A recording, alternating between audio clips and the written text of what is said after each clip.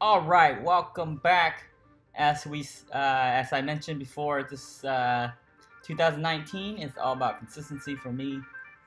So I'm gonna pop up with these shorter streams at night, where I could find time to do it after work. So this is right before dinner. So it'd be like an hour and a half before I go eat. And so here, this fourth episode. And today we're going to start out with looking at another game of Shin Jinseo. Amazing player, as you can know. He's #1 in rating right now, ahead of Park Chun-Wan. And so here's the game. Very interesting opening and very short game. So I hope you enjoy. I'm going to turn down the music a little bit.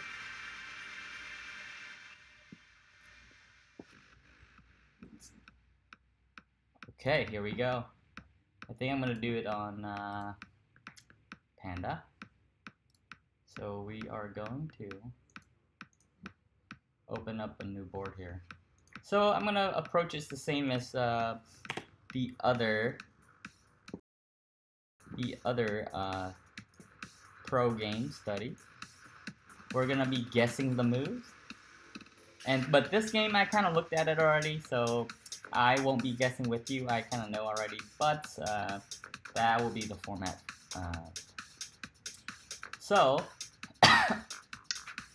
we have a cross opening, like so, with the 4/4, and Shin is white, and the black player is Bayon Sanju, something like that. 9 Pro, another 9 Pro.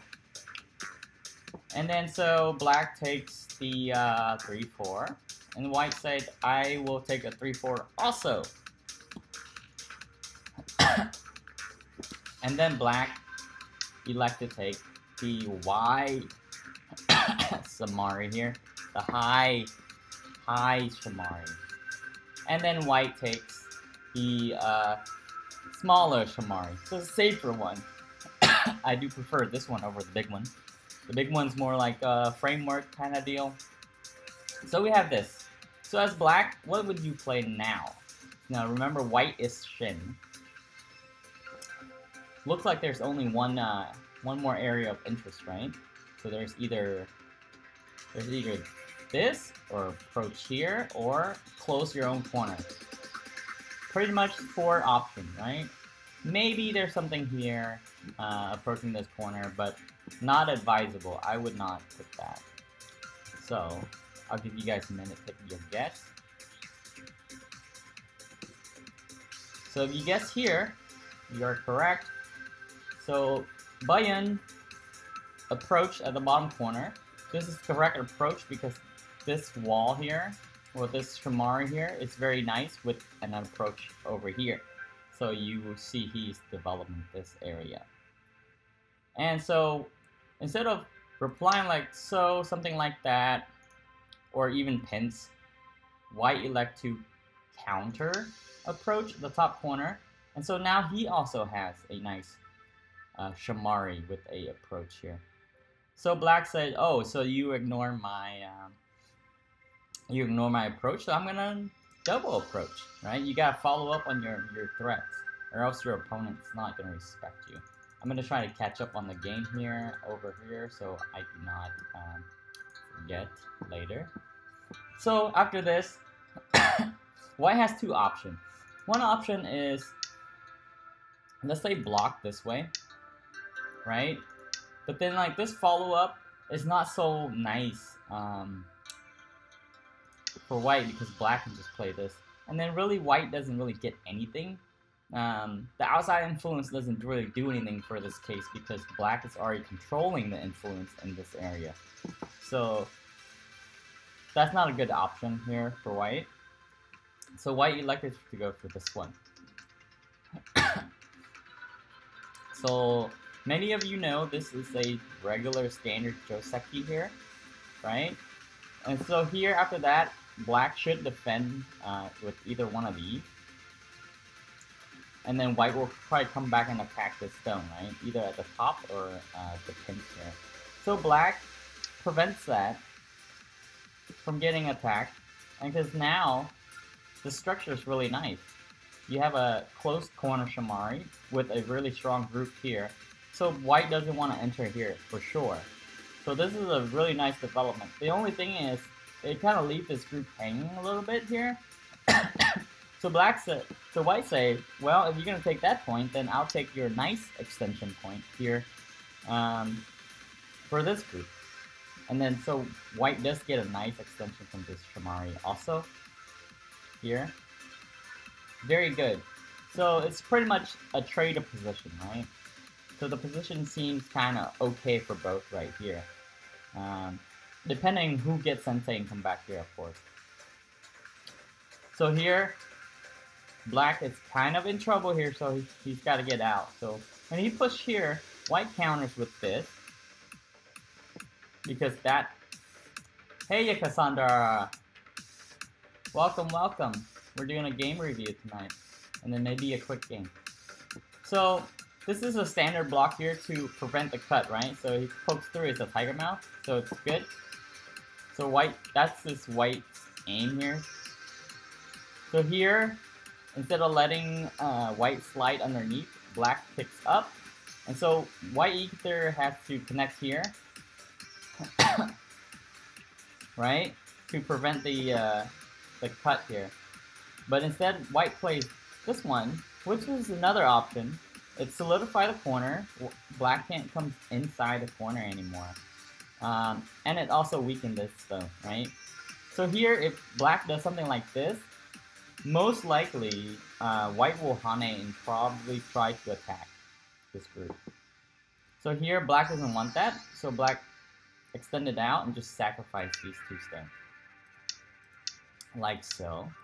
So here, white is gaining a lot in this corner. This corner is becoming pretty large as this. And then, because of this wall weakness here, it's really hard to attack because white has this poke here at any time in Sensei. So it's really hard for black to like come in here and kind of do some kind of counter attack. So the wall is not that great.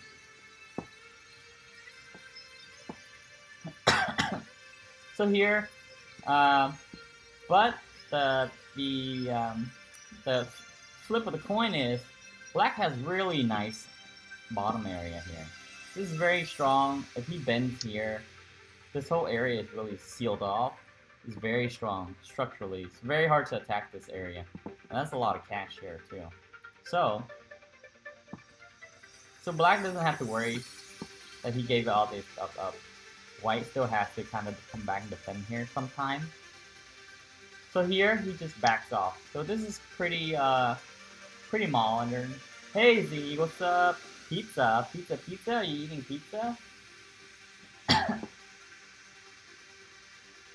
So after that, let me catch up on this game over here. So black plays Shamari, so which is a response to that.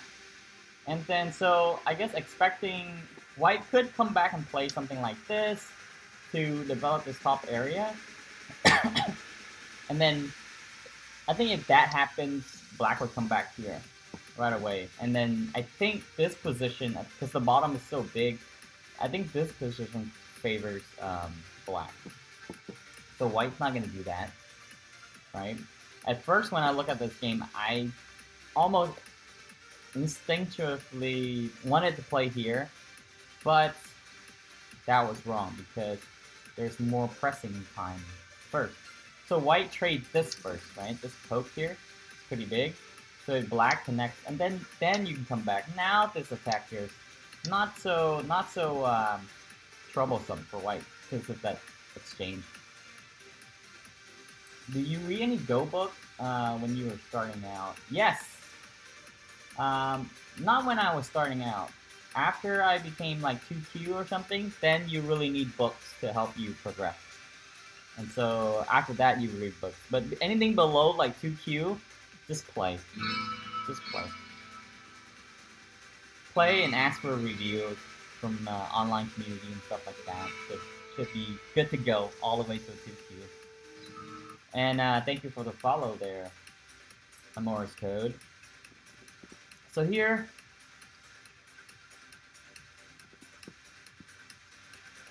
black doesn't want to respond to that, right? Because that gives white a favorable position. So what does black do instead? Just ignore this. Black just ignore that and kick instead. So now black kicks the stone. This stone is no longer that strong anymore with this because of the kick. So basically black's gonna sacrifice these stones. But these are stones, now don't get it wrong, these stones are huge. They're not huge in the sense where, oh, you're capturing 4 stones, or 2 stones, and it's 4 points.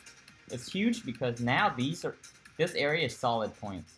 Like, capturing these stones make this area solid points. So there's no invasion or anything like that, right? Before there is.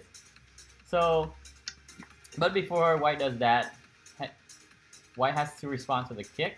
So if you don't respond to the kick and you just cut, this can get you in pretty big trouble, right? You're losing Sensei here, and so it's gonna be hard for you to rescue that stone. So you're gonna have to go ahead, respond to the kick first. So you respond to the kick, and then black comes in and try to attack this, but this is really hard to attack because you have options here. You can even just make a base here, or you can jump out, right? You got Miai here. So white, because of white Miai, white connect the stone, and this is huge. So white has a lot of cash now, lots and lots of cash. So black needs to start doing something to profit from attacking this one group at the top to even catch up and be in the game. And it's really hard. So black starts with this. So this is an attack and to profit this side, right? So basically, you can see black's Moyo. Black has lots of potential, but white has a lot of cash. Lots and lots of cash. And so here, Shin played this really, really nice move here. This attachment. Attachment is more common now during amateur play, I think, because of AlphaGo and Viva. Excuse me. All the new AI love attachment to create sabaki, so which is to create shape using like cuts and attachment, right? So intelligently playing like that. So here, black Hane is at the bottom trying to take out white's base here. Excuse me. I hope I'm not get sick again. And then white cross-cut, right? So in this situation, it's really hard for black to deal with because these stones are really strong. So a cross-cut with support of 2 stones here makes it favorable for white. So even though black is attacking white, white has a very favorable position. And even though black did get this nice stones up to build this Moyo here, this position here, white's gonna get out of this. The attachment tends to strengthen opponent's stone in a lot of cases. Correct. But it also strengthens your stone as well. So if you're okay with strengthening opponent while you're trying to make a group live or get some strength for that group, or planning to trade and stuff, it's okay to attach. So you just gotta know the purpose of it. So if you have a weak opponent, not weak opponent, but an opponent with a weak group or something like that, you definitely don't want to attach to it. You want to attack it, right? So you want to leave it alone. But in this case, he's trying to make sabaki, so he's gonna attach and try to make something happen and trade this group off or something, because we already profit on the left side here as white, a lot of profit. So here we just need to neutralize. So here, black responded with the strongest response that you can. It's extending. Whoever extends first in the crosscut usually comes out ahead, right? So because you strengthen one stone and then you can attack either side of the stone, right? So if you look at a crosscut, this is like a theory behind crosscut. So when you have a crosscut like this, not even without these 2 stones, whoever gets this first, right? So this strengthens the stone, so this stone becomes really strong. Now you can attack this stone or this stone, right? So that's the idea. The idea is you extend first, you strengthen one of your side, then you can attack either side of the stone. But here, white also say, well, if you do that, then I'm gonna do that too, and we're gonna strengthen, and now we both have 2 weak group here. I mean 2 weak stone that's cut off. And now because of white's 2 stones here, black has to be careful. Black can't really Atari from this side because of this, right? That's not a great result for black. That way, you can't Atari that way because of the strength of these 2 stones. It's kind of blocking black here, so black's kind of in trouble right here. So that's why the attachment and the crosscut work in this case for white, and that's why he did it. So black has to Atari this way and sacrifice this stone, and then trade for this, right? But if you see here, if you trace the line, if we move these 2 string of stone 1 over, then it's fair. Then it's like even straight down the middle. Then it's okay, right, for the trade. But the thing is, white's getting 1 more line extra more than black is. If you see here from the sector line, right? So here, this profit here, white is winning this trade because if you just draw the box from here, white's line is all the way down past the middle. So it's not, white is gaining ahead here, right? From this trade. But this is a lot of cash also, right? But then like white's getting a really nice position over here. So let me catch up on this side. Black is pushing from behind, which is bad for black too. Correct. That is right. You never want to push from behind. But he has no choice because of the really nice attachment and the crosscut resulting this. So here you can see white is starting to pull ahead a lot. And then so now, desperate time call for desperate measure. And then let's see if you can guess black's move. So black has to come in and reduce this area somehow. How deep do you think black should go in here? Or how deep do you think this 9 pro black went in here? How far do we think we should go in here?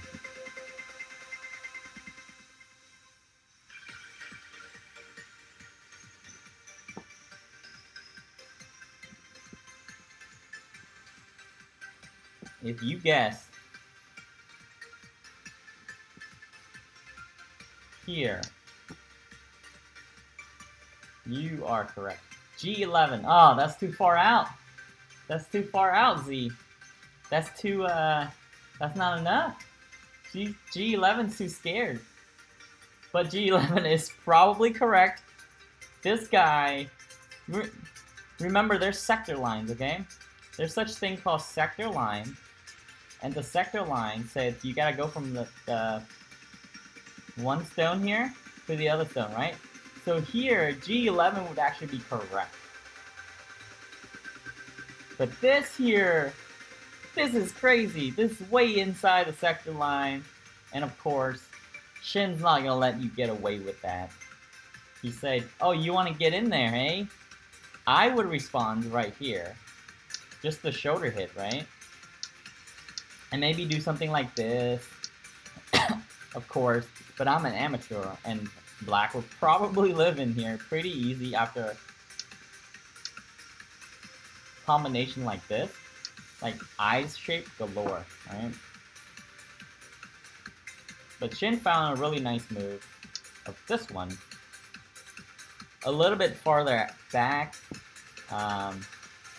Black can't really get out this way, and really can't get out that way either. And then here, I think he feels pretty comfortable killing this whole thing. And he does attempt to kill the whole thing, right? So he goes here, black tries to make a jump here, trying to get down to the bottom, to the edge to make eye shape. It's easier to make eye shape next to the edge than the center, of course. So he's trying to make his way over here.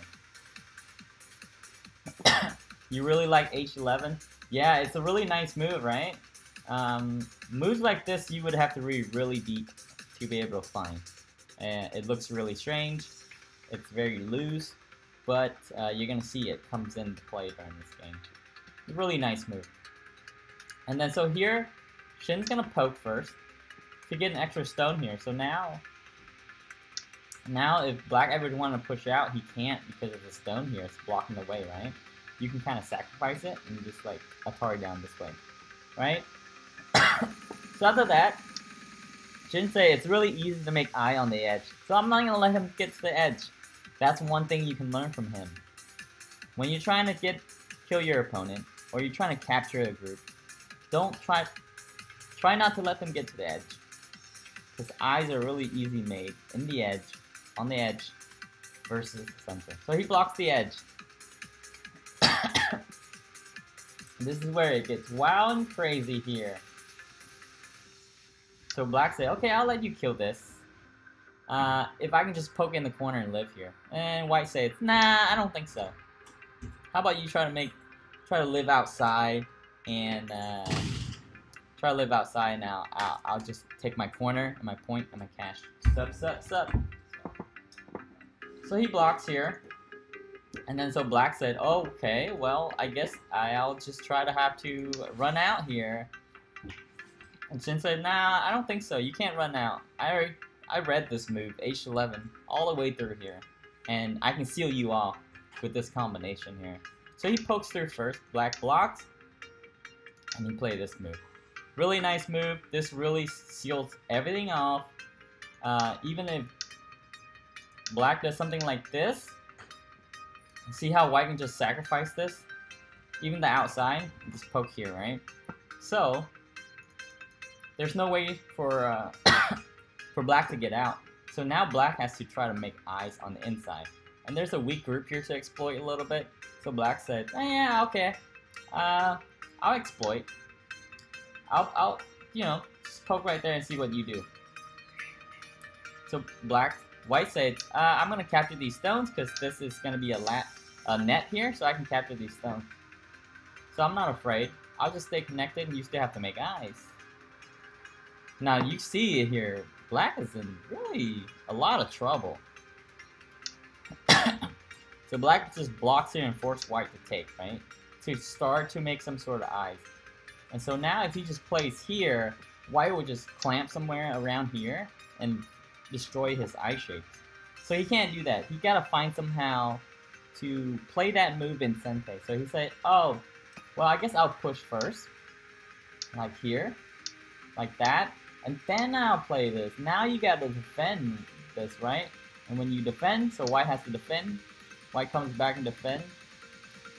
Black plays here to get eye shape because he's trying to move towards the edge. It's easy to make eyes towards the edge. So you can't go left, so now you gotta go up top. So far, looks pretty promising. The eye shape looks pretty promising. But if you know anything, why did I disconnect here? If you know anything about shape, no! You know anything about shape? This shape here, that's a dead shape. Right? This whole block, if Black's around this whole block, it's still a dead shape. So it's not alive yet. So after Black plays that, White is very patient. White has a cut here. White needs to defend. So White goes back and defends this, right? And basically White is trying to defend this at the same time. So now it works, right? That's the reason why they defend here. So he blocks the cut in Sente. So he thinks, but Black says, no, that's not Sente. I'll just counter it this way, because now if you cut,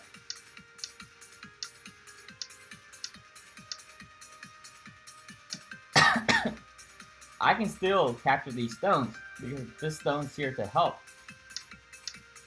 There's no really good place for him to run. That's a snapback.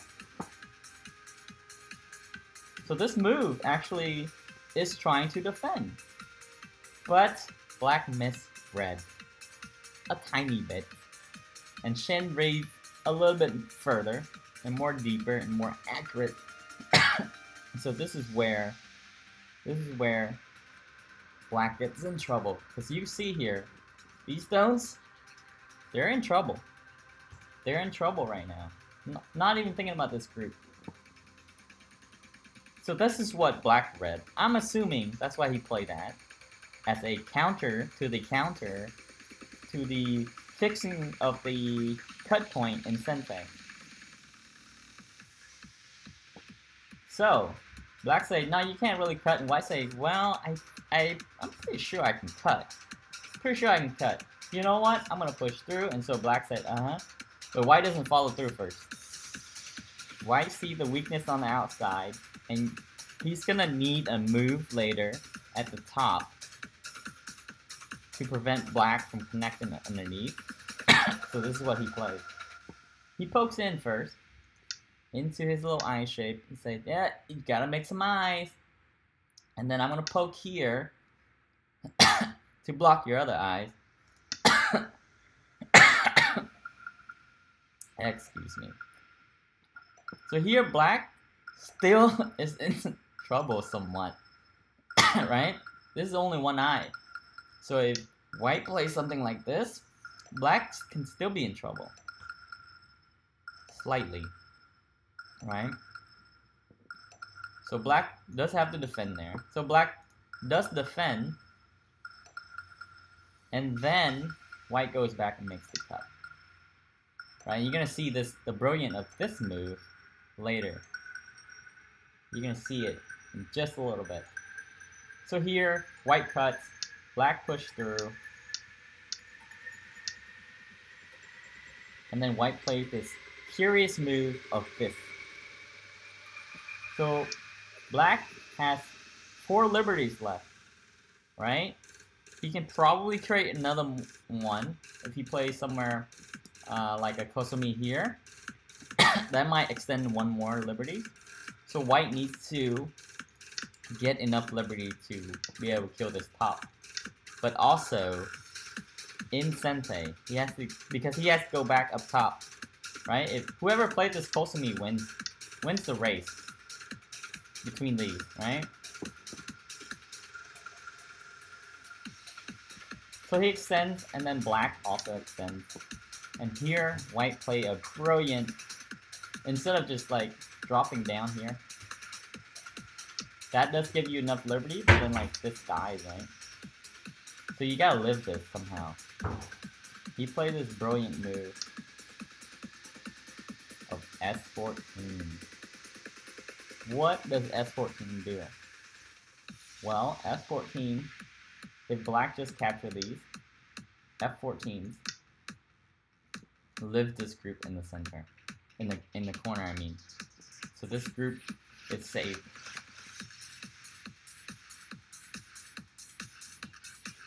Now, black can't let that happen because he's kind of behind. This group is not like, if he loses Sensei here, that group in the center might die. He cannot lose Sensei. He needs Sensei to come back here. So you gotta play here and here. That's a lot of places to play. And especially with this really nice S14 move. So here, black tried to counter with this move. So what this move does is reduce the liberties down, right? So if he can capture these, he doesn't have to defend up here.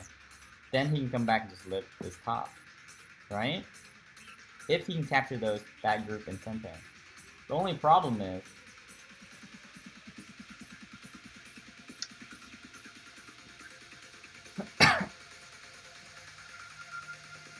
white has this really nice move here. So if you do that, white will do that, Atari, and capture that. So you can't really do that. S14 is just a really, really nice move that I guess white did not read that one out. And so he played all this sequence, and he gets here, and now he's kind of in trouble. So he can't do that.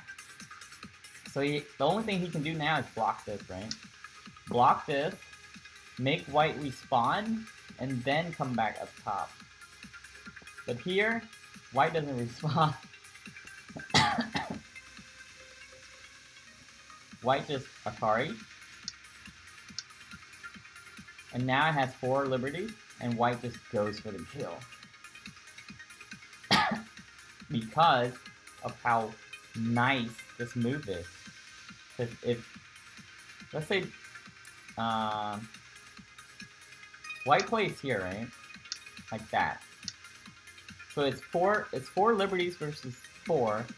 But if black plays here, let's say white is behind 1, right? Except in this case it's not, because of S14. S14 is such a nice move. White can afford to play this semi-eye right away because of this.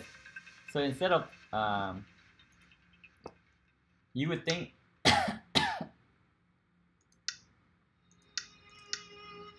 black would try to play the squeeze. I guess not the squeeze. Black would do that, and you would still be behind, right? So maybe this will turn out to be a ko or something like that. But white doesn't do that. White has a really nice move here. So black plays this. After that, exchange of up. White has a nice move here like this. Because now black can't really push in because of this, the combination earlier. And if black just, like, let's say black does that, you can just, white will play that. Black has to come back and defend. So it's 4 versus 4, but white gets to go first this time. So that's a huge difference here. So I'm gonna say, from all the reading, black missed S14. And that's why this game is about to end. So after this poke here, black has to come back and live, right? And if he lives in Sente, it's okay. So basically, he's threatened to connect underneath. Let's say white doesn't do anything, and white plays something else, right? Let's just say white, like, pass or something. Just black can come back here and connect underneath and save this group. And this group is in trouble, right? Except white can play here. And so now, if black doesn't take this stone, white can kill. So let's say black plays something like this. White can play this. And this still has only 1 eye, and 1 eye dies, right? So black has to take. So essentially white prevents black from connecting up, and black has to live in Gote. So white capture and get Sente as well, right? Because this stone doesn't really matter anymore. Black can't connect up to it. It doesn't really matter anymore. So white has Sente to come back and, like, reduce or play something like this and attack these stones and extend his Moyo up here. A lot of options white can do.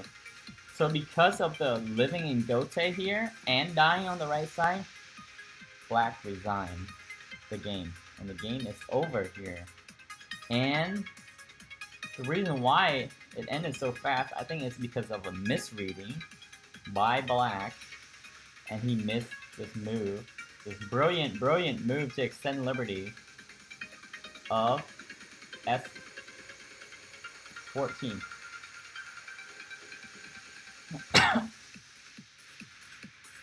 And that's how deep Shin can read. Now let's go back to when he made the cut. 1 move, 2 move, 3 move. Stop counting. So how deep did he read? All the way over here he saw S14. all the way over here to defend his cut point. He played this because he knew the cut was possible, and black plays this thinking that prevents the cut. The liberty count would be 4 versus 4, and he goes first. But he was wrong, because S14 extends the liberty for white one more. And then that was game over. Even though this is not necessarily, he can still probably attack this. And try to kill this also. But it's just like, it's amazing how deep the professional players read during the game. And one misreading or mismove, so he didn't see that move, cost him the whole game, and he just resigned. So really early, really fast game there. So that is it for tonight with the pro review. I might be back later after dinner to play a quick game or two. But other than that, I hope you guys enjoy this game. If you missed some part of it, it's gonna be on YouTube. I'll upload it sometime over the weekend or something. But yeah, so I'm gonna look forward to be reviewing a lot of more pro games, especially Shin's, because you just see his game is very, very deep in reading, very accurate in the reading, and he just really goes for the kill if there is a kill to be made. And if you watch his opening, he opens really well. And something that we can take away from this review is for moves like this, don't be so passive, and you can trade. So the position is equal. So that's what he did. So black approach here, you can approach up top, and you guys have the same position. And subtle things like that will push us and elevate our level of play higher. And that's what I'm going to be looking forward to study in 2019 to push my ranking up to about 6 dan, maybe 6 plus. I don't know, but that's a subtle thing you gotta learn. Anyway, thanks for watching, and I'll see you maybe later, maybe not, but have a good week. And have